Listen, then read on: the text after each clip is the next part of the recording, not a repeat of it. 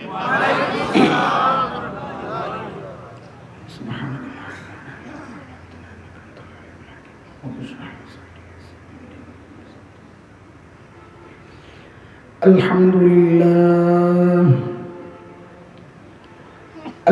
لله وكفى وسلام على عباده الذين اصطفى أما بعد فأعوذ بالله من الشيطان الرجيم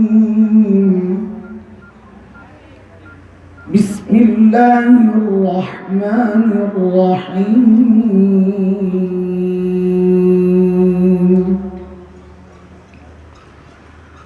ونضع الموازين القسط ليوم القيامة فلا تظلم نفس شيئا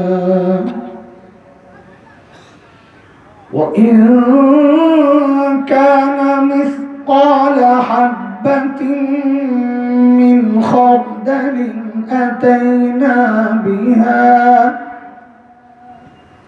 وكفى بنا حاسبين.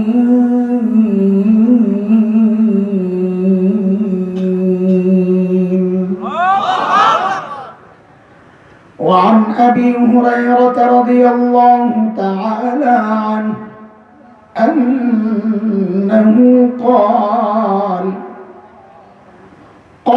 رسول الله صلى الله عليه وسلم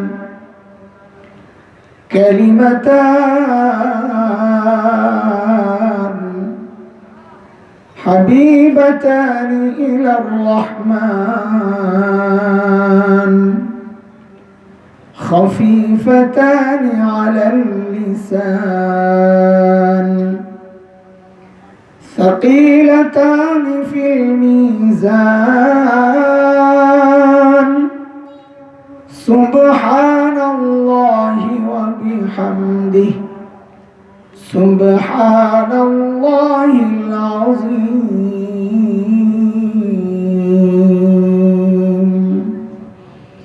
آمنت بالله وبرسوله صدق الله العلي العظيم وصدق رسوله النبي الكريم ونحن على ذلك من الشاهدين والشاكرين والحمد لله رب العالمين.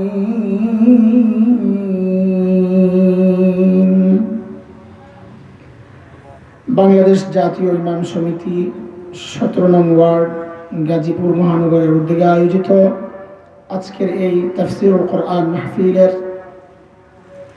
সম্মানিত সভাপতি, উপস্থিত হযরত উলামায়ে কেরাম, মুরব্বিয়ানে ইজম, অতিথিবৃন্দ,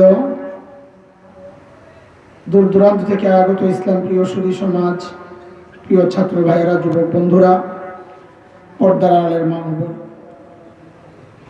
আল্লাহ সুবহানাহু ওয়া তাআলার অশেষ মেহেরবানি, করুণা, দয়া, যে মহান মালিক লাখো কোটি মানুষ থেকে বাছাই করে দ্বীনি এই মাজলিসে আমাকে আপনাকে একত্রিত করেছেন, এটা মালিকের অনেক বড় দয়া আর করুণা।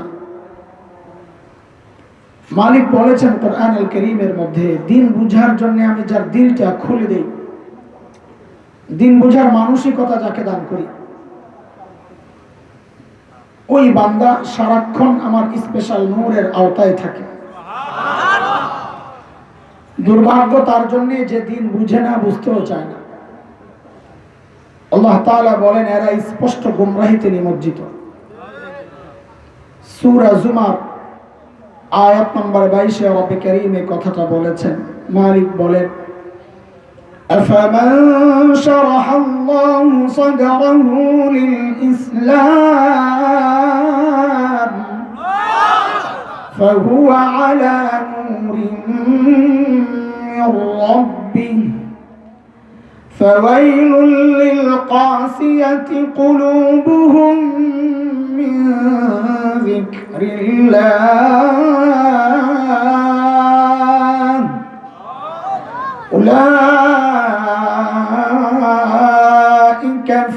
ضلال مبين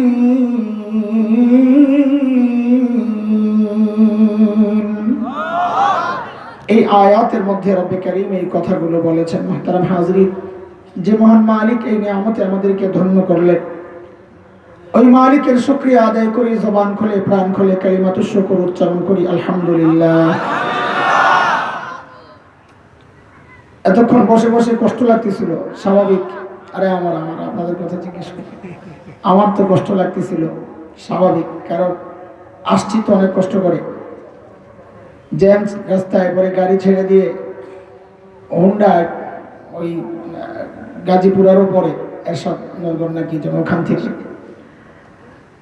পরিচিত ছেলেবেলেরা ওদেরকে ডাকে, ওদের হোন্ডায় উঠা ওই পেছন দিয়া ভিতরে দিয়া যায়, ও দিক দিয়া ঘুরে আকাশ মার্কেট নাকি ও দিক দিয়ে আসছি, ঝুলা টেলা খাইয়া বসে বেশি, আর দেখি আর সিরিয়াল আসে না। কিন্তু সব কষ্ট দূর হয়ে গেছে। সত্যি কথা বলি, যখন আমার ভাই বললেন যে একটা নাতিয়াকে ছেলের নাতি হাফেজ আর আলেম বালামে, আমি সব কষ্ট ভুলে গেছি, আলহামদুলিল্লাহ। আল্লাহ তাআলা আপনাকে তৌফিক দান করেন, সহজ করে দেন। কোনো কুচক্রি অথবা কারো চক্রান্ত, অপপ্রচার বা শয়তানের অসওয়াসা, প্ররোচনা, এগুলোর কারণে যেন আপনি আপনার এই সিদ্ধান্ত থেকে পিছনে না হটেন। আমরা চাই এই সমস্ত পরিবার থেকে হক্কানি আলেম বের হোক।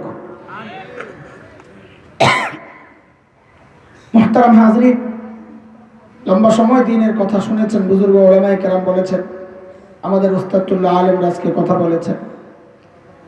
সময় যেহেতু অনেক গড়িয়েছে, বেশি সময় নেব না, তবে সুযোগ যেহেতু পাইছে একেবারে ছাড়বো না, কারণ কয়দিন মাহফিল বন্ধ থাকে বলা যায় না। আমাদের ভাইদের সহযোগিতার কারণে আমরা যেহেতু সুযোগ আজকে পেয়ে গেছি, সুযোগটা কাজে লাগাই, আলহামদুলিল্লাহ। হ্যাঁ, আপনার না বন্ধু, আমার তো বন্ধু না। আয় আল্লাহ, ওই যে আমার গাড়ি মাত্র আসছে, এতক্ষণে আসতাম আর কি আপনাদের কাছে, বোঝা গেল। আয় আল্লাহ, এদিকে থাকেন, গাড়িওয়ালারে বাদ দিয়ে গাড়ির দিকে থাকেন।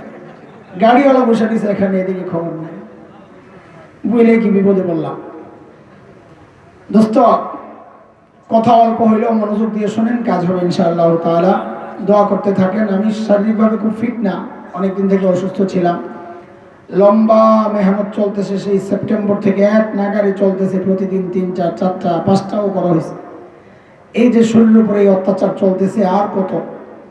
এখন মাঝে মধ্যে মনে হয় খবর আসে না কেন, হুজুর আজকে মাহফিল বানচাল হয়ে গেছে, করতে দিতেছে না, খালি অপেক্ষায় থাকি, এরকম একটা ফোন আসে না কেন। মাহফিলওয়ালা করে ফোন দেই না, ওনারাই তো যোগাযোগ করে, কিন্তু আজকে নিজের ইচ্ছায় ফোন দিছি যে ভাই হইবনি মাহফিল, খালি শুনতে চাই যে না হবে না। কিন্তু কপাল আপনাকেও কমিশনার পড়ে গেছে উল্টা পাল্টা, যে মাহফিল করার ব্যাপারে সহযোগিতা করছে। আল্লাহ শুকুর, আলহামদুলিল্লাহ। আমি কোরআনুল কারীমের সূরা আম্বিয়ার একটা আয়াত তিলাওয়াত করেছি এবং নবী আলাইহিস সালামের অসংখ্য হাদিস থেকে একটা হাদিস পড়েছি। দোয়া করেন আল্লাহ যেন এই আয়াত এবং হাদিসকে সামনে রেখে এমন কিছু কথা বের করে দেন, যে কথাগুলো এক নম্বরে আমার নিজের হেদায়েতের জন্য এবং সাথে আপনাদের সকলের হেদায়েতের জরিয়া হয়, ওসিলা হয়। আল্লাহ এমন কথা যেন আমার মুখ দিয়ে আল্লাহ বের করে দেন।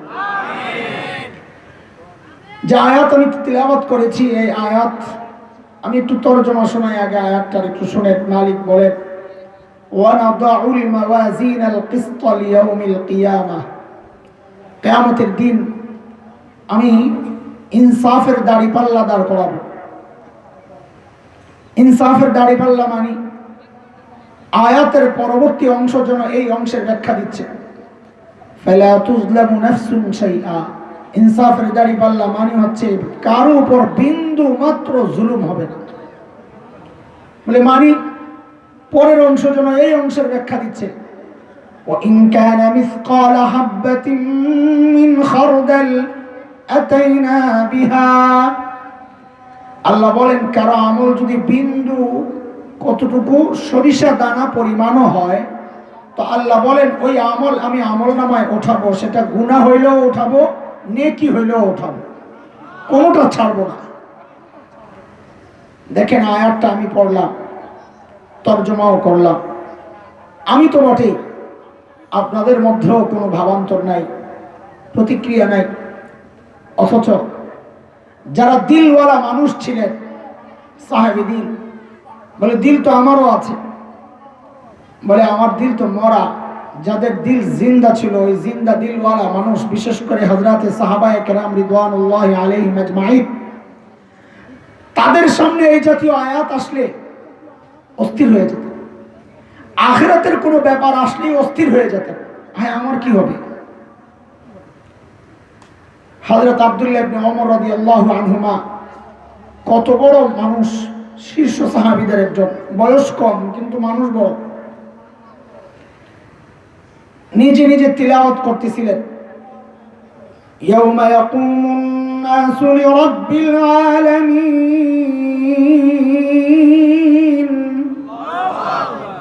আয়াতের অর্থ হচ্ছে কিয়ামতের মাঠে সমস্ত মানুষকে আল্লাহর সামনে দাঁড়াইতে হবে, রব্বুল আলামিনের সামনে দাঁড়াইতে হবে, এই হচ্ছে আয়াতের অর্থ। হযরত আব্দুল্লাহ ইবনে ওমর এই আয়াত পড়তেছেন আর কাঁদতেছেন, হায় কি হবে উপায়, আমারও দাঁড়াইতে হবে, আমারও যদি দাঁড়াইতে হয় কি হবে উপায়। আব্দুল্লাহ ইবনে ওমর এই আয়াত পড়তেছেন আর কাঁদতেছেন, পড়তেছেন আর কাঁদতেছেন। রিওয়ায়াতে আসছে আব্দুল্লাহ ইবনে ওমর কান্না করতে করতে বেহুশ হয়ে পড়ে গেছে। আরে কিভাবে কলিজায় যায় লাগছে এই কথা। আর বাবা ওমরের অবস্থা তো আরো কঠিন, অথচ কত বড় মানুষ ছিলেন, আমারও আপনার মতো। সাইয়েদনা ওমর অন্য মানুষ, যাকে নবী আলাইহিস সালাম আল্লাহর কাছ থেকে চেয়ে নিছেন, আল্লাহ আমি ওমরকে চাই, আপনি ওমরকে হেদায়েত দেন, ইসলামের জন্য ওমর দরকার। আল্লাহর কাছ থেকে ওমরকে চেয়ে নিছেন নবী, এত বড় মানুষ ওমর। নবী আলাইহিস সালাম বলেছেন, ওমর যে রাস্তা দিয়ে চলে শয়তান ভয় আর ওই রাস্তায় থাকে না, আরেক রাস্তায় যায়। এত বড় মানুষ ওমর। আমি আপনি হকের উপর চললে বলা হয় লোকটা হকপন্থী, তাই না? হযরত ওমর সম্পর্কে নবী বলেছেন উল্টা, দারাল হাক্কু হাইসু দারা, ওমর যেদিকে যায় হক তার পেছনে পেছনে যায়। হযরত ওমর সম্পর্কে নবী বলেছেন ওমরু ফিল জান্নাহ, ওমর জান্নাতি।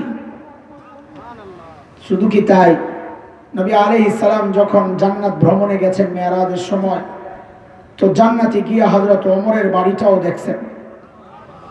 দুনিয়ায় এসে নবী আনন্দ আর উচ্ছ্বাস প্রকাশ করছেন, আহারে ওমরের বাড়িটা জান্নাতে দেখছি, কি যে সুন্দর বাড়ি, আমার মনটা চাইছিল একটু বাড়িটার ভেতরে ঢুকি, কেন না জানি ভেতরটা কত সুন্দর, কিন্তু আমি ঢুকি নাই। কেন?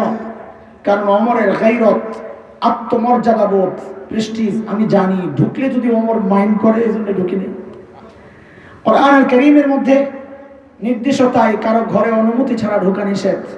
সূরা নূরে আসছে, মালিক বলে, ইয়া আইয়ুহাল্লাযীনা আমানু লা তাদখুলু বুয়ুতান গায়রা বুয়ুতিকুম হাত্তা তাস্তানিসু ওয়া তুসাল্লিমু আলা আহলিহা। কারো ঘরে অনুমতি ছাড়া ঢোকা নিষেধ। নবী বলেন আমি ঢুকি নাই যদি ওমর মাইন্ড করে। আর এই কথা শুই নাই সাইয়েদনা ওমর বাচ্চাদের মতো হাউমাউ করে কান্না শুরু করছেন, আবিকা গিরতু ইয়া রাসূলুল্লাহ, আপনার সাথেও আমার আত্মমর্যাদা বোধ, আহারে কেন আপনি একটু ঢুকলেন না, আহারে কেন একটু ঢুকলেন না। এত বড় মানুষ ওমর, অথচ আখিরাতের ভয় আর ফিকিরে কি কেমন অস্থির থাকতেন। নামাজ পড়াইতেছেন, তিলাওয়াত করতেছিলেন নামাজে, ওয়াকিফুহুম ইন্নাহুম মাসউলুন। হাসরের মাঠের একটা চিত্র এই আয়াতে ফুটে উঠছে। হাসরের মাঠে আল্লাহ ফেরেশতাদেরকে হুকুম করবেন কোন কোন মানুষকে দেখায়া, ওয়াকিফুহুম, এদেরকে থামাও, ধরো, আটকাও। কেন? ইন্নাহুম মাসউলুন, এদেরকে জিজ্ঞাসাবাদ করতে হবে। হযরত ওমর এত বড় মানুষ, ওমর এই আয়াত নামাজে পড়তেছেন আর কান্না করতেছেন, পড়তেছেন আর কাঁদতেছেন। রিওয়ায়াতে আসছে পেছনের কাতারের মুসল্লিরা পর্যন্ত ওমরের কান্নার আওয়াজ এত উঁচু হয়ে গেছে যে পেছনের কাতারের মুসল্লিরা পর্যন্ত ওমরের কান্নার আওয়াজ পাইতেছে। নামাজের পর একজন ধরলেন, হুজুর, হযরত এই আয়াত তো আপনার সম্পর্কে না, এই আয়াত তো জাহান্নামীদের সম্পর্কে, আপনি তো জান্নাতি, নবী জান্নাতের সুসংবাদ দিয়েছেন আপনাকে, আপনি তো জান্নাতি, আপনি কেন কান্না করলেন? হযরত ওমর জবাব দেন, আমার ভয় লাগে, যদি না হাসরের মাঠে আল্লাহ ডাক দিলেন, এই ওমরে ধর, একে জিজ্ঞাসাবাদ করতে হবে, আমি কি জবাব দিব, কেমনে দাঁড়াবো আল্লাহর সামনে? অথচ ওমর জান্নাতি। কোথায় ওমর, কোথায় আমরা? ওমরের কি চিন্তা, আমাদের কি অবস্থা?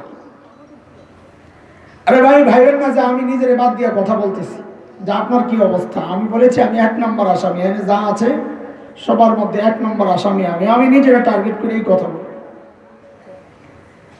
একটু কি কোনোদিন এই ভাবনা এসেছিল যে আহারে যদি হাসরের মাঠে আল্লাহ ডাক দিয়া বসলেন, যদি ডাক দিয়া বসলেন যে হাসান জামিলরা আটকা, দুনিয়ায় লম্বা জামা গায়ে দিছে, লম্বা দাড়ি রাখছে, সুন্দর টুপি পরছে, ওয়াজ করছে, মানুষ মনে করছে ভালো মানুষ, ভিতরের খবর তো আমি জানি। আরে ধর, আরে আটকা, আরে জিজ্ঞাসাবাদ করতে হবে। ওই ইমাম সমিতির সভাপতির আটকা, সেক্রেটারি আটকা, ওই মুফতির আটকা, হাজির আটকা, হাফেজরা আটকা। আয় যদি আটকায়া দিল তো জবাব নাই রে ভাই, যদি আটকায়া দিল জবাব নাই, মনে রেখো, কোনো জবাব নাই। যত বড় মানুষ হোক, আটকায়া দিলে আর জবাব নাই। আল্লাহর হাবিবের কাছে সবচাইতে প্রিয় মানুষ ছিলেন কে? নবীকে জিজ্ঞেস করা হয়েছে আপনার কাছে সবচেয়ে প্রিয় কে? তো নবী বলেছেন আয়েশা, আমার সবচেয়ে প্রিয় মানুষ আয়েশা।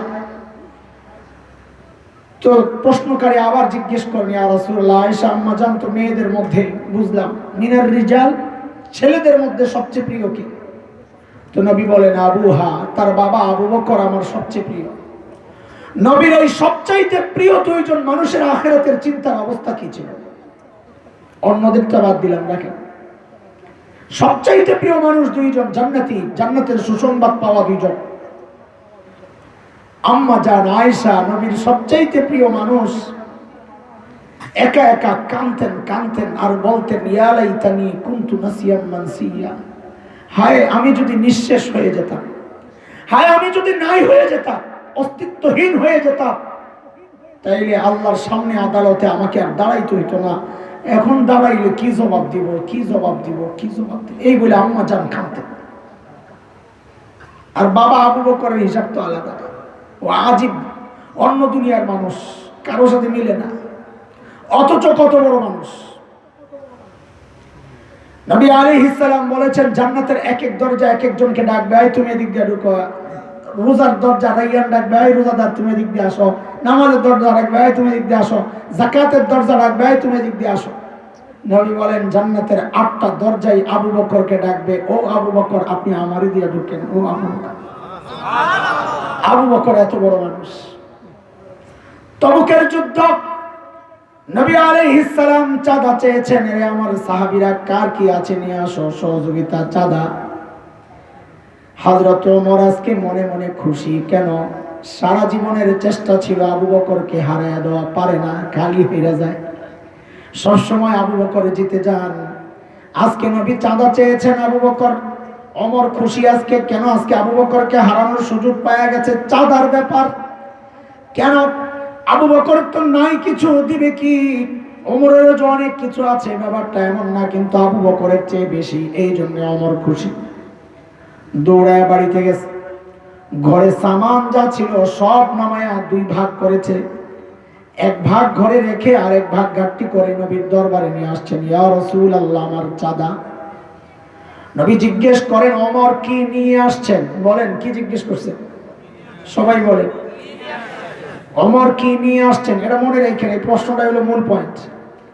সাইয়েদনা ওমর জবাব দেন, ইয়া রাসূলুল্লাহ, ঘরে যা ছিল 2 ভাগ করে অর্ধেক রেখে আসছি, অর্ধেক নিয়ে আসছি।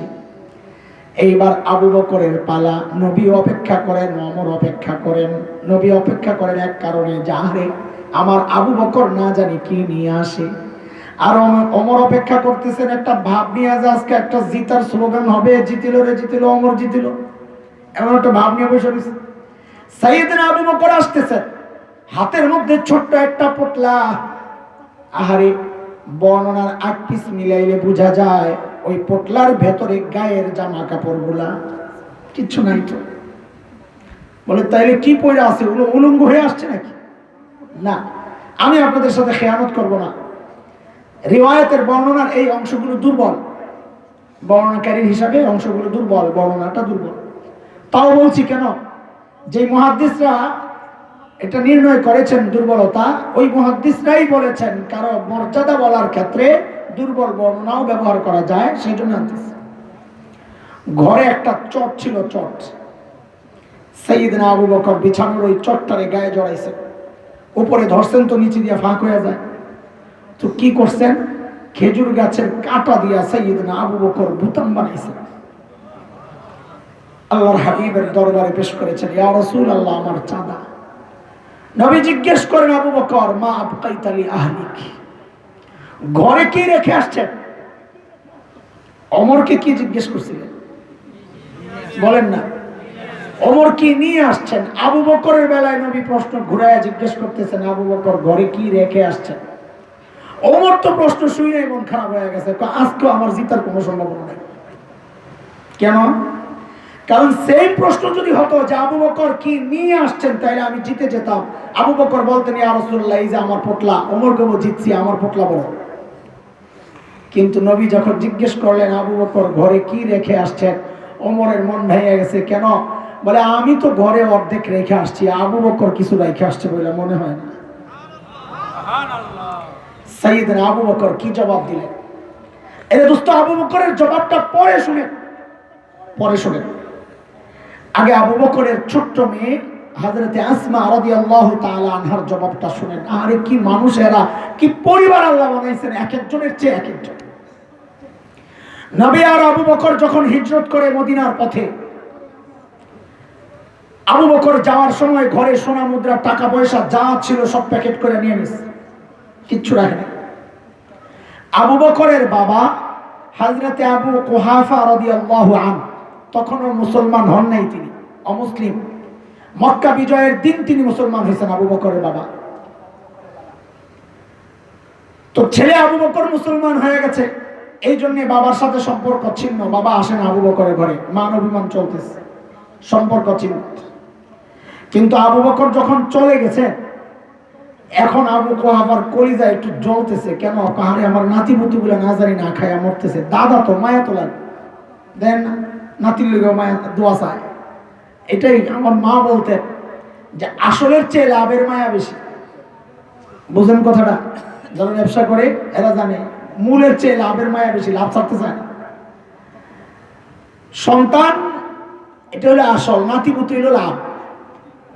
আসলের চেয়ে লাভের মায়া বেশি। বুঝে আসছে না কথা? আবু বকরের বাবা আবু কুহাফার কলিজা এখন জ্বলতেছে, যাহারে আমার নাতিপুতি না জানি না খায়া মরতেছে। তো মান অভিমান ভেঙ্গে আবু বকরের ঘরে আসছে। আবু বকর তো নাই গেছে না।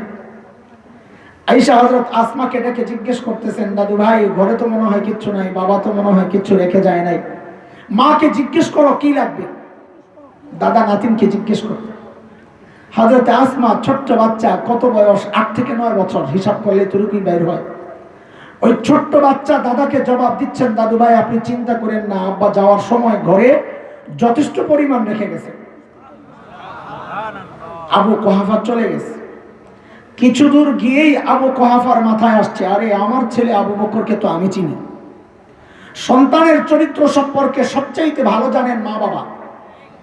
তো আবু কুহাফার মাথায় আসছে, আমার ছেলে আবু বকর যে লেভেলের পাগল, এই পাগল আবার ঘরে যথেষ্ট পরিমাণ রেখে গেছে। কথাটা কেমন কেমন জানি লাগতেছে। আবু কুহাফা আবার আসছে।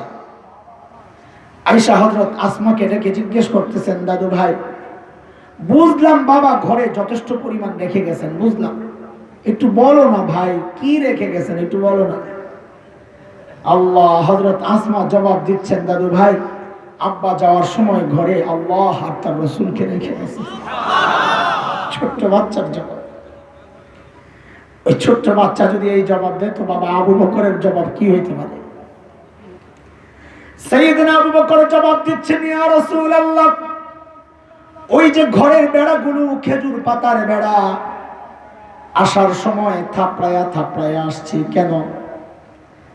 কারণ মাঝে মধ্যে সুই গেঁথে রাখতাম, সুই থাপড়ায় আসছি যেন একটা সুই পর্যন্ত ঘরে থেকে না যায়, ওই সুইটা যেন আমার কোনো মুজাহিদ ভাইয়ের কাজে আসে। ওগো আল্লাহর হাবিব, আসার সময় একটা সুই পর্যন্ত রেখে আসি নাই, আসার সময় কেবল আল্লাহ আর তার রাসূলকে ঘরে রেখে আসছি। বন্ধুরা আমার, আবু বকরের মর্যাদা শোনাইতেছি, গল্প শোনানোর মাকসাদ না। এর মধ্যে জিবরাইল আমিন হাজির, নবীকে সালাম দিয়ে বলছেন, ইয়া রাসূলুল্লাহ, আল্লাহ আবু বকরকে সালাম পাঠাইছেন। আরে ভাই, আমি আপনি ইবাদত করি কাকে খুশি করার জন্য? কাকে? নবী যেমন আবু বকরের বেলায় প্রশ্ন উল্টা করছেন, আল্লাহর প্রশ্ন আবু বকরের বেলায় উল্টা।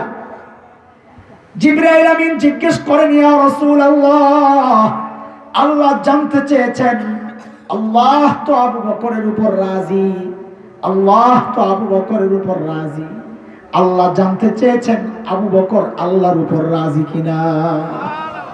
নাই কষ্টে থেকে অভিমান নিয়ে বসে রয়েছে, জিজ্ঞেস করেন। আরে এই কথা আমারে যদি জিজ্ঞেস করে তা আমি তো শেষ হয়ে যাবো। আর আবু বকর তো অন্য দুনিয়ার মানুষ। আবু বকর হাউমাউ করে কান্না শুরু করছেন, ইয়া রাসূলুল্লাহ, আমার কোনো কষ্ট নাই, কোনো দুঃখ নাই, কোনো অভিযোগ নাই, কোনো অনুযোগ নাই, আমি সব খুশি আমার মালিকের উপর, আমার রবের উপর আমি খুশি। ইয়া রাসূলুল্লাহ, হাউমাউ করে কান্না শুরু করছে। এত বড় মানুষ আবু বকর। আবু বকরের মর্যাদার দিক শোনাইতে থাকলে রাত শেষ হবে, মর্যাদা শেষ হবে না। এত বড় মানুষ আবু বকর, অথচ আখিরাতের চিন্তায় কেমন অস্থির থাকতেন আবু বকর। একা একা দূরে নির্জনে চলে যেতেন আবু বকর। দূরে যায় যায় চিৎকার করে করে কাঁদতেন আর বলতেন, ইবনা আবি কুহাফা, এরে আবু কুহাফার ছেলে, তুই মানুষ কেন হইলি রে? আরে তুই মানুষ কেন হইলি? এখন কি আল্লাহর আদালতে কেমনে দাঁড়াবি? হিসাব কেমনে দিবি? গাছ দেখলে আবু বকর কাঁদতেন আর বলতেন, ইয়া লাইতানি কুনতু ওয়ারাকা মিনাশ শাজারা তুদাতুকা, হায় মানুষ না হইয়া যদি গাছের পাতা হইতাম তো জীবজন্তু আমার চাবায়া চাবায়া খায়া ফেলতো, আমি নিঃশেষ হয়ে যেতাম, আল্লাহর আদালতে আর আমাকে দাঁড়াইতে হইতো না। এত বড় মানুষ আবু বকরের চিন্তা।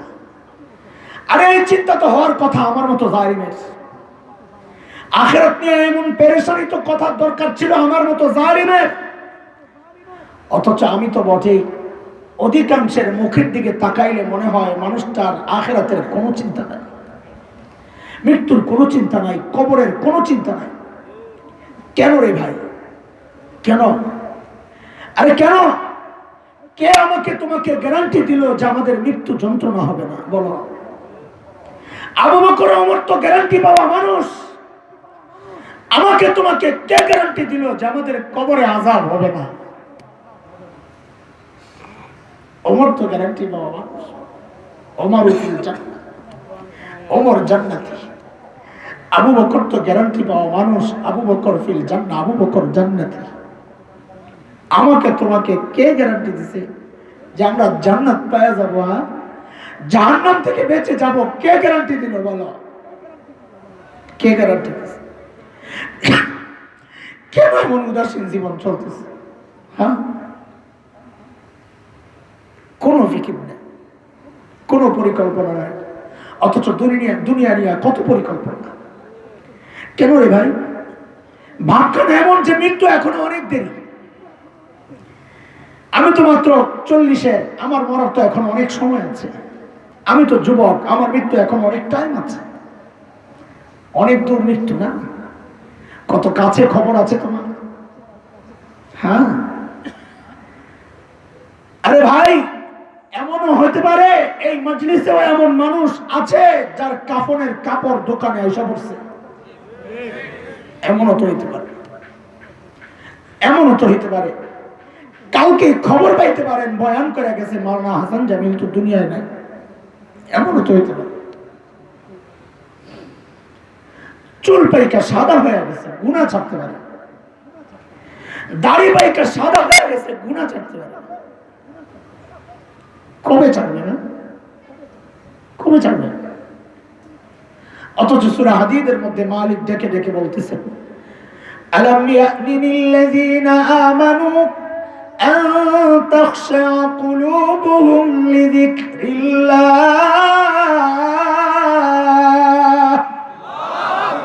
ওরে ইমানদার, আল্লাহর ভয়ে অন্তরটা কেঁপে ওঠার সময় কি তোর হয় নাই? কবে আসবা মালিকের দরবারে? হ্যাঁ, দুনিয়ার পেছনে, নেতার পেছনে আর কত ঘুরবা? রবের দরবারে কবে আসবা তুমি? এই যুবক ভাই আমার, এই দামি সময়ের একটা টাইম তুমি ফেসবুকে দাও, ভাগ একটু ইউটিউব পায়, খেলোয়াড়েরা পায়, গায়ক গায়িকা পায়, নায়ক নায়িকা পায়, বাবা পায়, মা পায়, সন্তান পায়, বিবি পায়, স্ত্রী পায়, স্বামী পায়, শ্বশুর শাশুড়ি পায়, বন্ধু বান্ধব পায়, দোকান পায়, চাকরি পায়, ব্যবসা পায়, সবাই টাইম পায়। আহা, পায় না কেবল মালিক, পায় না কেবল মালিক। এরা জালিম, আমি আর তুমি ছাড়া মালিককে দুনিয়ার সব মাখলুক টাইম দেয়, সবাই টাইম দেয়। ওই যে গাছটার দিকে তাকায় দেখো, কি মনে হয় গাছটা এমনি দাঁড়ায় আছে? আরে না, ওই গাছটা দাঁড়ায়া দাঁড়ায়া মালিকের তাসবিহ পড়তেছে। যে নিকৃষ্ট প্রাণী মনে করে কুকুরটাকে তাড়ায়া দাও, খবর নাই তোমার ওই কুকুরটা ও রুকুর হালতে মালিকের তাসবিহ পড়ে। যে সাপ বিচ্ছু পোকামাকড় পিঁপড়া পায়ে ধরে মেরে ফেলো, খবর নাই তোমার ওই পোকামাকড় পিঁপড়া গুলাও সেজদার হালতে মালিকের তাসবিহ পড়তেছে। পড়িরাকে বলে আমি আর তুমি, আমি আর তুমি। এই জন্য মালিকের অভিযোগ আমাদের বিরুদ্ধে যে তোর কি হয়ে গেল, তোর কিতাব দিলাম, নবী দিলাম, আলেমরা বুঝায়, তোর জান্নাত আছে, জাহান্নাম আছে, হাসর আছে, তোর কবর আছে, তোর মৃত্যু যন্ত্রণা আছে, অথচ দেখা যায় আল্লাহর ভয়ে তোর চোখ দিয়ে একটু পানি গড়ায় না, তোর ভেতরে কলিজা নড়ে ওঠে না, তোর শরীরও নড়ে ওঠে না। কেন রে? একটা পাথরের দিকে তাকায় দেখ, ওই পাথরটাও তো মালিকের ভয়ে চোখ থেকে তার ঝরঝর করে পানি পড়ে। ثم قست قلوبكم من بعد ذلك فهي كالحجارة أو أشد قسوة وإن من الحجارة لما يتفجر منه الأنهار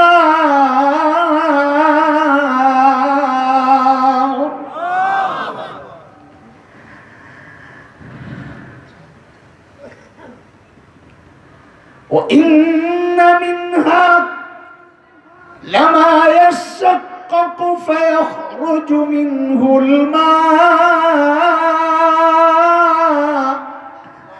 وإن منها لما يهبط من خشية الله আল্লাহ বলে পাথরের দিকে তাকায় দেখ, ওই ঝর্ণার তলে যায় আনন্দ করো, নাচো।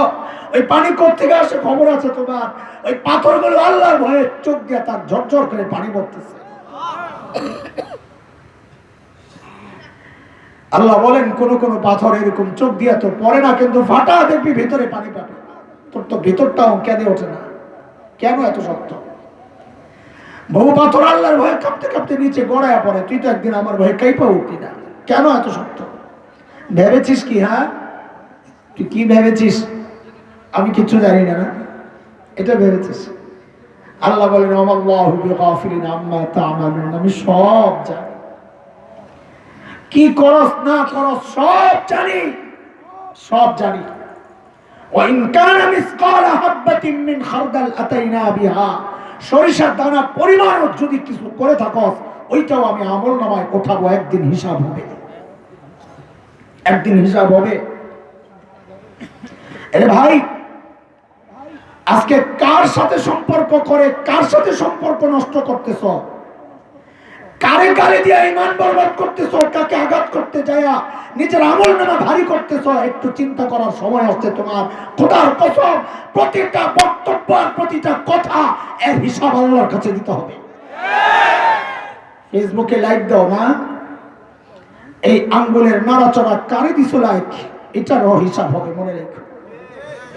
কোথায় কোথায় সময় পার করা, এই জন্য কোরআনে আসছে এটা।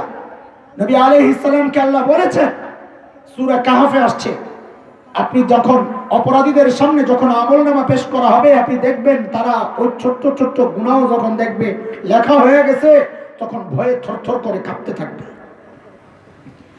ওয়াউদিআল কিতাব فترى المجرمين مشفقين مما فيه আমলনামা দেখে ভয়ে থরথর করে কাঁপতে থাকবে, চিৎকার করে করে বলবে, কি বলবে, আহারে মালি হাযাল কিতাব, এটা কেমন আমলনামা, লা ইউগাদিরু সাগীরা ওয়ালা কাবীরা ইল্লা আহসাহা, এটা কেমন আমলনামা যে আমার একটা ছোট গুনাহও ছোটে নাই, বড় গুনাহও ছোটে নাই, হায় এখন আমার উপায় কি হবে, আমি কেমনে মুক্তি পাবো। প্রত্যেকটা আমলের হিসাব হবে, মনে রেখো, প্রত্যেকটা আমলের হিসাব।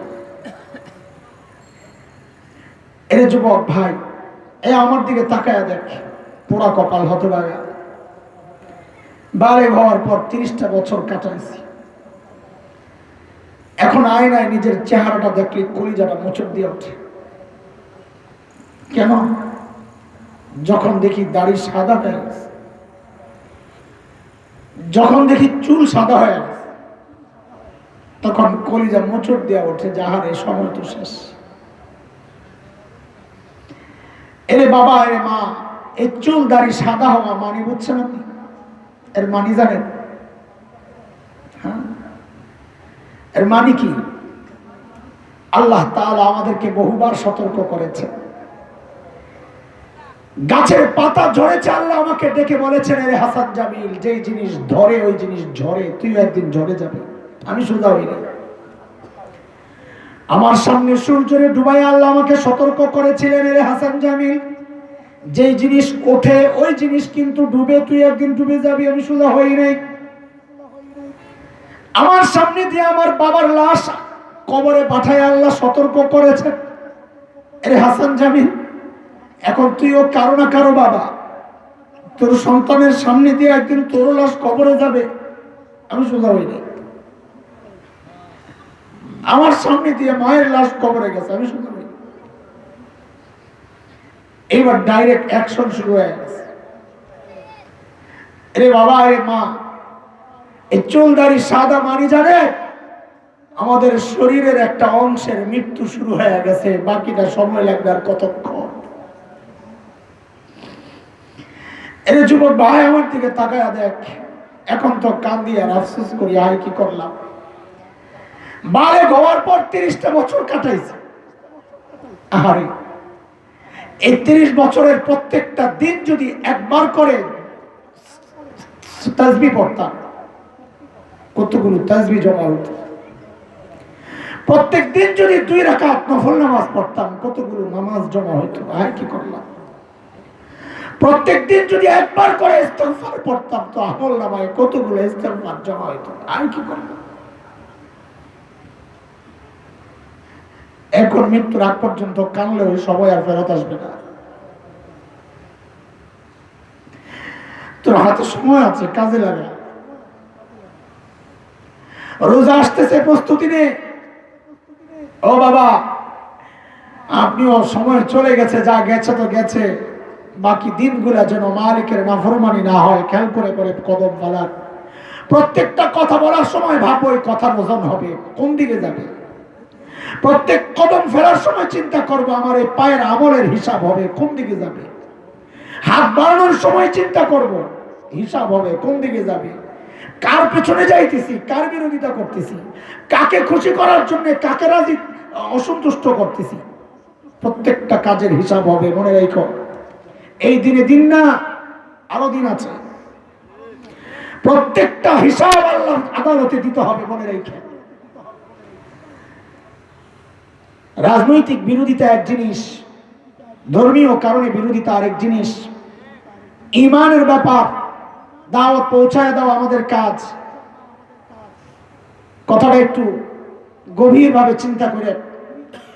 আলেম হওয়ার কারণে আপনি যদি কাউকে গালি দেন, দিন রক্ষার আন্দোলনে কেউ শরীক হয়, এই কারণে যদি আপনি কাউকে গালি দেন, হ্যাঁ তার পদক্ষেপে ভুল হয়, কোনো সমস্যা, এটা ভিন্ন জিনিস। কিন্তু শুধুমাত্র দিন রক্ষার আন্দোলনে শরীক হওয়ার কারণে কাউকে তিরস্কার করেছেন, শুধুমাত্র আলেম হওয়ার কারণে কাউকে তিরস্কার করেছেন, গালি দিয়েছেন, মারতে উদ্যত হয়েছেন, কসম আল্লাহর ইমান থাকবে না, ইমান থাকবে না, ইমান থাকবে না, কসম আল্লাহ। নামাজ, রোজা, হজ, যাকাত কিচ্ছু কাজ হবে না, ইমানই তো নাই। ইমান ছাড়া যদি নেক আমল কাজ হইতো তো আমার আপনার বহু আগে মাদার তেরেসা জান্নাতে যেত। অথচ নিশ্চিত করে বলা যায়, গোপনে যদি মুসলমান না হইয়া থাকে তো নিশ্চিত করে বলা যায় সে জাহান্নামী।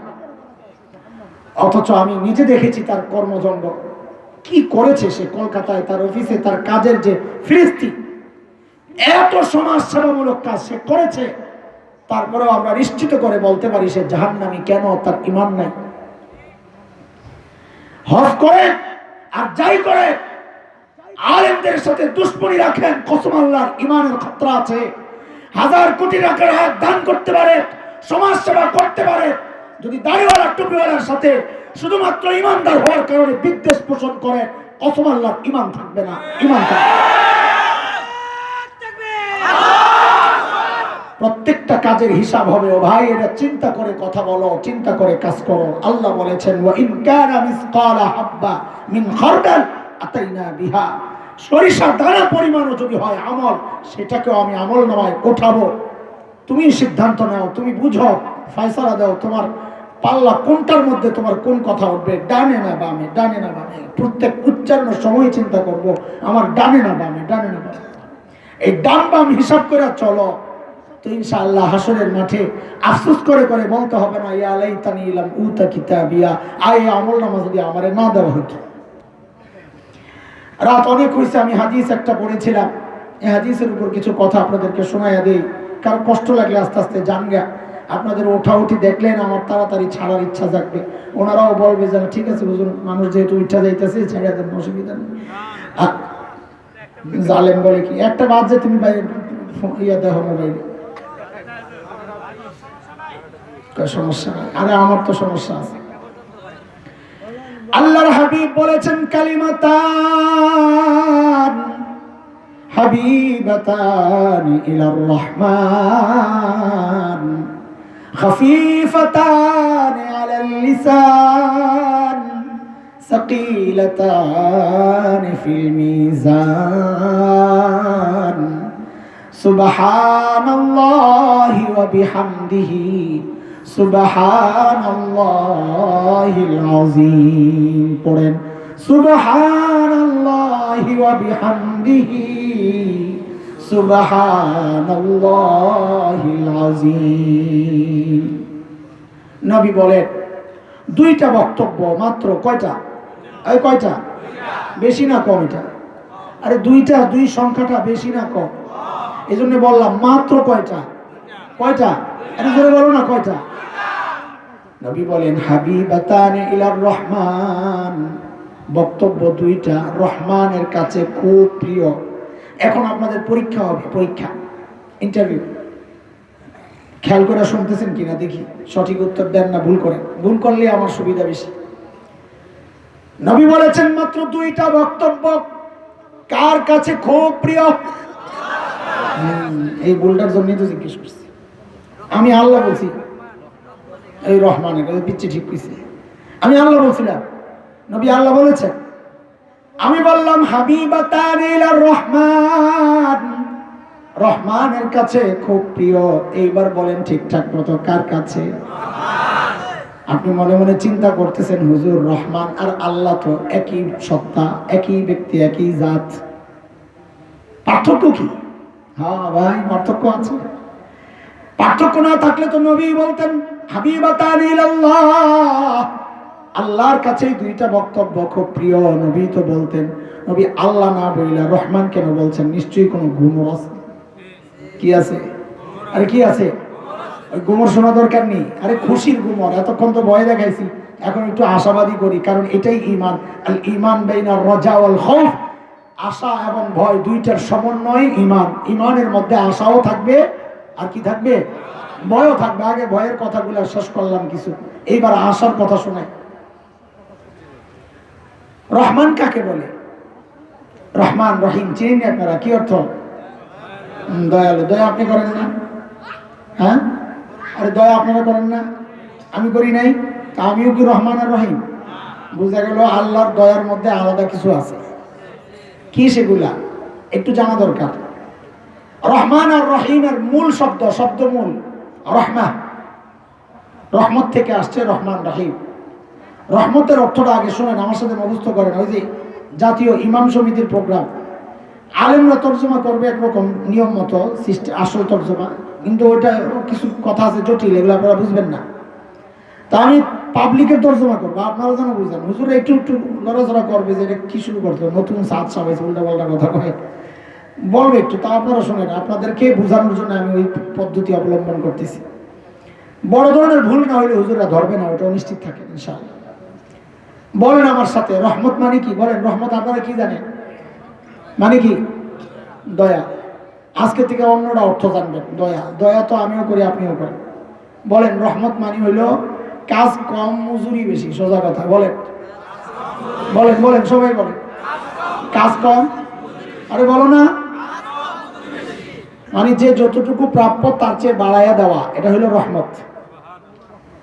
তাইলে রহমান আর রহিম কাকে বলবে? যে মহান সত্তা কাজ কম হইলেও মজুরি বাড়াইয়া দেন, যে মহান সত্তা বোনাস দেন। সোজা কথা বলো, কি দেন? আরে বলেন না।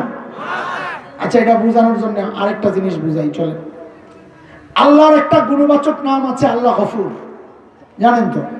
গফুর মানে ক্ষমাশীল। আমি ক্ষমা করি নাই জীবনে কাউরে, আপনারা করেন নাই? হ্যাঁ, তা আপনারাও কি গফুর? আমি গফুর। তো আল্লাহ গফুর মানে, আল্লাহ ক্ষমাশীল মানে, তো আমিও তো গফুর। তাই বোঝা গেল গফুরের মধ্যে আলাদা কিছু আছে। সেটা কি? চলেন একটু বুঝি। দুনিয়ার মানুষ অপরাধীদেরকে খুঁজে শাস্তি দেওয়ার জন্য। কিসের জন্য? বলেন না, বলেন না। আর গফুর ওই সত্তা যিনি অপরাধীদেরকে খুঁজেন মাফ করার জন্য। বলে কত মাফ করবেন? কত মাফ করবে? শয়তান যখন আল্লাহকে চ্যালেঞ্জ করেছিল, সূরা আরাফ আয়াত 16, আল্লাহ আমি আপনার বান্দাকে গোমরা করতেই থাকবো, করতেই থাকবো। ক্বালা ফাবিমা আগওয়াইতানি লাআকউদান্না লাহুম সিরাতাকাল মুস্তাকিম। আল্লাহ আমি আপনার বান্দাকে গোমরা করতেই থাকবো, করতেই থাকবো, করতেই থাকবো। মুহাক্কিকিনরা বলেন আল্লাহর জবাবের ঢংটা এমন ছিল, শব্দটা না। ওই শয়তান তুই কি বললি রে? তুই কি বললি? বলে আমি আপনার বান্দারে গোমরা করতেই থাকবো, করতেই থাকবো, করতেই থাকবো। তো আল্লাহর জবাবের ঢংটা এমন, তোর কথা কি শেষ? ওই শয়তান তোর কথা কি শেষ? বলে হ্যাঁ আমার কথা শেষ। তোরটা যদি শেষ হয় এবার আমারটা শোন। কথা বলেন তো আল্লাহ তুই আমার বান্দারে গোমরা করতেই থাকবি, করতেই থাকবি, করতেই থাকবি। হ্যাঁ, কথা আমারটাও শোন, আমিও আমার বান্দারে মাফ করতেই থাকবো, করতেই থাকবো, করতেই থাকবো। যা তুই কত গুনাহ করাবি, করা যায়। কত গুনাহ করাবি তুই, করা যায়। ওই যে আমার আগে আমাদের হুজুর, বড় হুজুর যে কথাগুলো বলতেছিলেন, ওই সূত্র ধরেই আসলে আমি বয়ান শুরু করছিলাম। তো এই হাদিসটা ওইভাবেই আপনাদেরকে ব্যাখ্যা দেব। হুজুর গফুর আর রহিমের কথা বলেছেন, আমি ওই গফুর আর রহিম বোঝানোর জন্য এই হাদিসটা করছি। হুজুর যেহেতু কথা শেষ করতে পারেন নাই, বড়দের কথা শেষ করে দেওয়া এটাই আদব মনে করছি। গফুর কাকে বলে? কত মাফ করবেন? আল্লাহু আকবার। আল্লাহ তাআলা প্রিয় হাবিবের মাধ্যমে জানায়া দিয়েছেন, হাবিব আপনি আপনার উম্মতকে জানায়া দেন, একজন বান্দা কয়জন? একজনের গুনাহ যদি গোটা দুনিয়া ভরে ভরে যদি আসমানে যায় লাগে, এত গুনাহ করছে একজনে, নবী আপনি জানায়া দেন লা উবালি, আমার কোনো পরোয়া নাই, বান্দা যদি মাফ চায় আমি তার জীবনের সব গুনাহ মাফ করে দিব। এরপরেও তো কোনো কোনো বুড়া চিন্তা করবে, কয় কি 80 বছর গুনাহ করছি, একবারে বলে মাফ, কেমন কেমন জানি লাগে। বলে বাজান কেমন কেমন লাগে, কারণ হইল আপনি গফুর চিনেন নাই। কি চিনেন নাই? আমি একটু চিনাই আপনাকে। আপনি কম্পিউটারের শক্তি বিশ্বাস করেন কিন্তু গফুরের শক্তি বিশ্বাস করলেন না। বলে মানে কি? আয় বলাবেন, খেয়াল করে শোন। কম্পিউটার যারা চালাও, আমি কম্পিউটারে কিছু নিয়ম টিয়ম বলি, যদি ঠিক হয় তো চিল্লে জোরে কইবা হ্যাঁ ঠিক, তাহলে বুড়ারা বিশ্বাস করবে যে ইউটিউব চিনে না, ওই বুড়াও বিশ্বাস করবে কথা ঠিক আছে। আল্লাহর বান্দা সহজ সরল মানুষ। এক আল্লাহর বান্দা এক কোম্পানির চাকরি করে, তার কাজ হলো টাইপ করা, স্পেশালিস্ট, সে টাইপিস্ট, খুব ভালো, খুব দ্রুত টাইপ করে। তো এক বছরে নাম টাইপ করছে 1,00,000 কোটি। কত বলছিলেন? 1,00,000 কোটি। 50 বছরে কত নাম টাইপ করছে? 50 লক্ষ কোটি। কত কত কত? যে কোম্পানির চাকরি করেছে, কোম্পানি থেকে অর্ডার আসছে, একটা নাম তুমি ডিলিট করে দাও। তো সিস্টেম কি, একটা নাম সিলেক্ট করে নিচে ডিলিট টিপ দিলে একটা গায়েব। তখন না কইলাম জায়গা মতো ঠিক করে, দেরি করলে তো আরো সন্দেহ বাড়বে, সামনে ভুল করিস না। কোম্পানি থেকে অর্ডার আসছে, 10টা নাম ডিলিট করে দাও। সিস্টেম কি, 10টা ক্লিক করে নিচে ডিলিট টিপ দিলে 10টা গায়েব। ঠিক আছে কথা?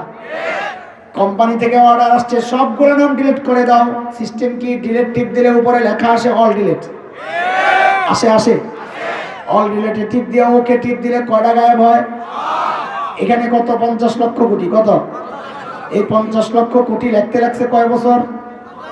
কয় বছর? কয় বছর? তাহলে 50 বছরের আমল এক টিপ দিয়ে গায়েব করা যায়, এক টিপ দিয়ে মোছা যায়। আল্লাহু আকবার, আল্লাহু আকবার। আরে দোস্ত, তোমার নিজের হাতের বানানো কম্পিউটারের শক্তি তুমি বিশ্বাস করলা যে এক টিপ দিয়া 50 বছরের আমল সব মোছা যায়? তাইলে তোমার গফুর আর আমার গফুর, আমার রব, আমাদের গুনার আমল নামা একটা টিপ দিয়া জীবনের সব গুনাহকে মুছতে পারেন না? পারেন কি পারেন না? আল্লাহু আকবার। এরপরেও যে গফুর নিয়ে সংশয় থাকে, বুঝতে হবে এটা ইমানের সমস্যা আছে। আচ্ছা, কথা শেষ হয় না, দেখেন আমি রহিম বুঝাইনোর জন্য গফুর বুঝাইলাম। এখন এক আল্লাহর বান্দা, তার এই কথাটা বড় পছন্দ হয়েছে, অল ডিলিট অপশন কি, এটা তার খুব পছন্দ হয়েছে। বাসায় যায় ওযু টুজু কইরা নামাজ পড়াই মুনাজাত ধরছে, কাঁদতেছে, আল্লাহ অল ডিলিটের সিস্টেম শুনাই না, তুমি গফুর, আমি মাফ চাই, আমার অল ডিলিটে টিপ দাও, তুমি আমার জীবনের সব গুনাহ মাফ করে দাও। আল্লাহ বলেন, হ্যাঁ যা দিলাম মাফ করে, সব গুনাহ মাফ।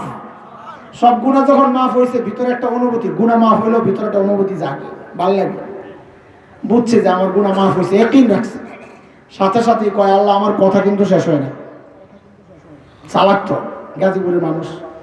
কয়, আল্লাহ আমার কথা কিন্তু শেষ হয় না। তো কি কথা রয়েছে তোর? হাসান জামিল সাহেবের ওয়াজ শুনে আইছি, আপনি বলে রহিম, আপনি বলে বোনাসও দেন। দেই তো, বোনাস তো দেই। কয়, আল্লাহ আমার গুনাহটি মাফ করছেন, বোনাস টোনাস পাবো না? তা আল্লাহ যেন জবাব দিচ্ছেন, বান্দারে বোনাসের খবর তো আমি 1400 বছর আগে সূরা ফুরকানে দিয়ে আসছি, তুই যায় দেখ। বলে কি দিছেন?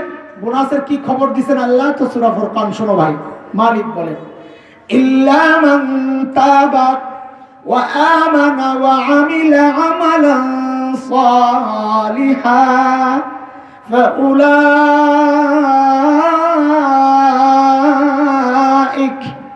يبدل الله سيئاتهم حسنات وكان الله غفورا رحيما الله أكبر। প্রথমে হুজুরগো মতো একটু তরজমা করে লই, এরপরে পাবলিকে তরজমা করুন। আপনারা নিরাশ হয়েন না, চুপচাপ শুনেন। আল্লাহ তাআলা বলেন, আমার যে বান্দা তওবা করবে, পাক্কা তওবা, আর বিশ্বাস রাখবে আমি মাফ করে দিব, নেক কাজ শুরু করে, তা আমি তার জিন্দগির সমস্ত গুনাহগুলো মাফ করে দেব।